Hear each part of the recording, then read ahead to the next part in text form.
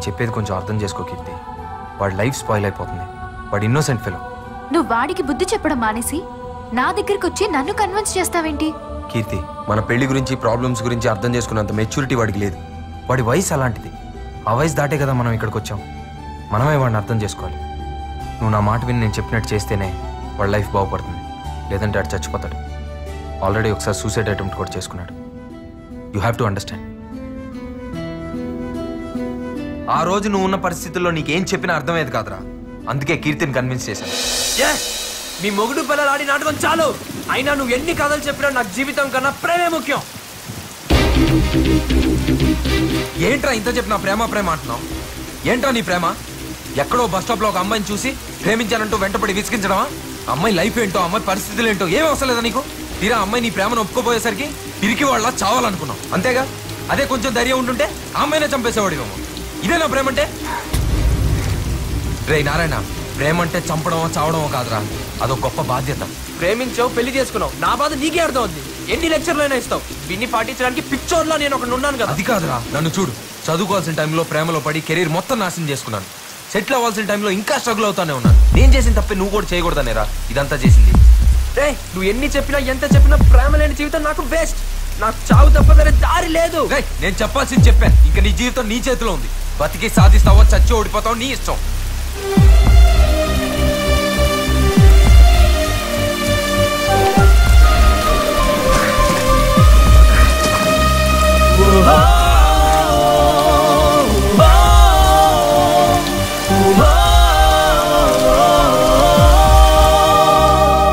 కీర్తి, ఎక్కడున్నావు? అర్జెంట్ కలవాలి.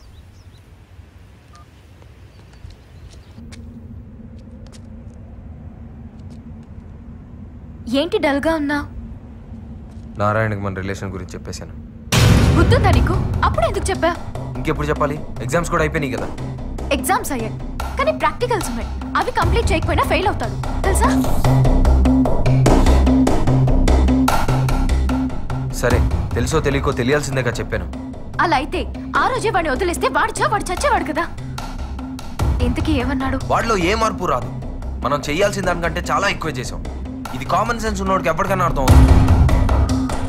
వాడు వచ్చి నీతో ఎంగేజ్మెంట్ అంటే తట్టుకోలేక నిజం చెప్పేశాను. ఇంకా ఎంతకాలం నా భార్యను ఇంకోళ్ళ వరకు యాక్ట్ చేయమనాలి? నా వల్ల కాదు. మనం చేసింది అర్థం చేసుకుంటే వాడి జీవితమే బాగుపడుతుంది, లేదంటే నాశనం అవుతుంది. అరే, ఇంత చెప్పినా ప్రేమే ముఖ్యం అంటే ఎవడు కాపాడగలుగుతాడు? చాలు, ఇంకా వాడికి మనకి సంబంధం లేదు.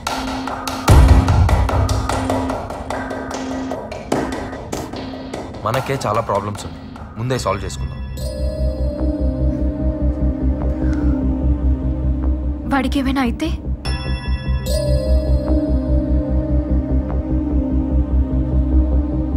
మన ప్రయత్నం ఫెయిల్ అయినట్టే. కార్తీక్ నన్నే ఉద్ధరించాడు.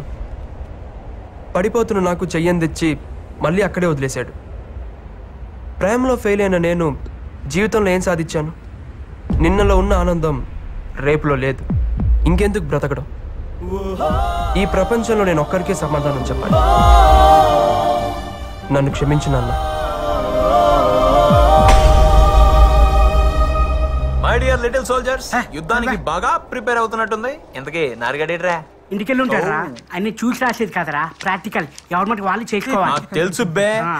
థియరీగా నారిగడు ఉన్నాడు గానీ ప్రాక్టికల్స్ గా దేవుడు ఉన్నాడు రా. ఆయనే దోలు తీరుస్తాడు. నారాయణ పేరెంట్స్ రా. Good evening everybody. రండి రండి. అందరూ బాగున్నారా? బాగున్నాం. కూర్చోండి అండి, కూర్చోండి. అయినా మీరేంటి అంకుల్ ఈ టైంలో? ఏం లేదు, రేపు నారాయణ పుట్టినరోజు. వాడి కోసం కొత్త బట్టలు తీసుకొచ్చాం.